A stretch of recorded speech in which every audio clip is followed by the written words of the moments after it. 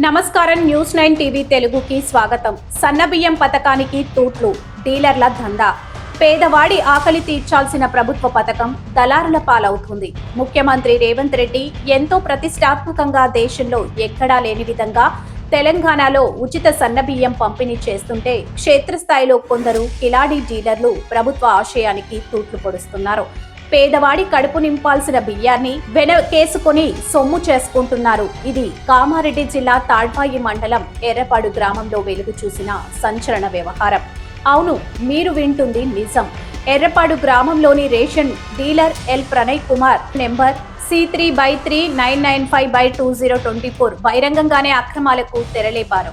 ప్రభుత్వం ఉచితంగా ఇస్తున్న సన్న బియ్యాన్ని ప్రజలు దగ్గరే తిరిగి కొనుగోలు చేస్తున్నాడంటే ఈ డీలర్ బరితెగింపు ఏ స్థాయిలో ఉందో అర్థం చేసుకోవచ్చు.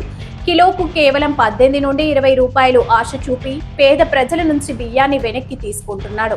ఇది డిజిటల్ యుగం కాబట్టి సాక్ష్యాలు ఉండవని అనుకున్నాడో ఏమో గాని ఏకంగా గూగుల్ పే, ఫోన్ పేల ద్వారా డబ్బులు ట్రాన్స్ఫర్ చేస్తూ అడ్డంగా దొరికిపోయారు. ఇక్కడ అసలు ప్రశ్న ఏంటంటే అసలు ప్రభుత్వం ఏం చేస్తుంది? సివిల్ సప్లై అధికారులు నిద్రపోతున్నారా? లేక వారికి కూడా ఈ అక్రమ వసూళ్లలో వాటా ఉందా?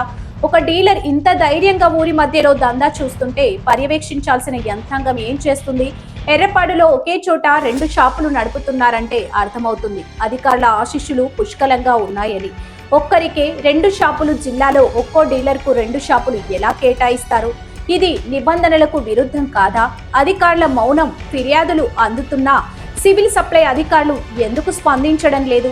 ప్రభుత్వ ప్రతిష్ట సీఎం రేవంత్ రెడ్డి ప్రతిష్టాత్మకంగా అమలు చేస్తున్న పథకాన్ని ఇలాంటి వారు భ్రష్టు పట్టిస్తుంటే చూస్తూ ఊరుకుంటారా?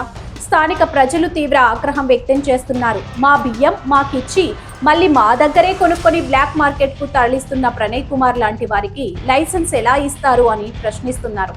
వెంటనే జిల్లా కలెక్టర్ స్పందించి ఈ అక్రమ డీలర్ ప్రణయ్ కుమార్ లైసెన్స్ ను రద్దు చేయాలని, షాప్ ను సీజ్ చేయాలని డిమాండ్ చేస్తున్నారు. లేని పక్షంలో పెద్ద ఎత్తున ఆందోళనలు చేపడతామని గ్రామస్తులు హెచ్చరిస్తున్నారు. ఇది కేవలం ఒక ఎర్రపాడు సమస్య మాత్రమే కాదు, రాష్ట్ర వ్యాప్తంగా ఇలాంటి డీలర్లు ఎంతమంది ఉన్నారో అన్న అనుమానం కలుగుతుంది. తక్షణమే ఉన్నతాధికారులు విచారణ జరిపి బాధ్యులపై కఠిన చర్యలు తీసుకోవాలి. లేదంటే ప్రభుత్వం ఇచ్చే సన్నబియ్యం పేదవాడి పల్లెల్లోకి కాకుండా దళారుల గిడ్డంగులోకి చేరుతాయని స్పష్టమవుతుంది. మరిన్ని అప్డేట్స్ కోసం చూస్తూనే ఉండండి న్యూస్ 9 టీవీ తెలుగు. జై హింద్.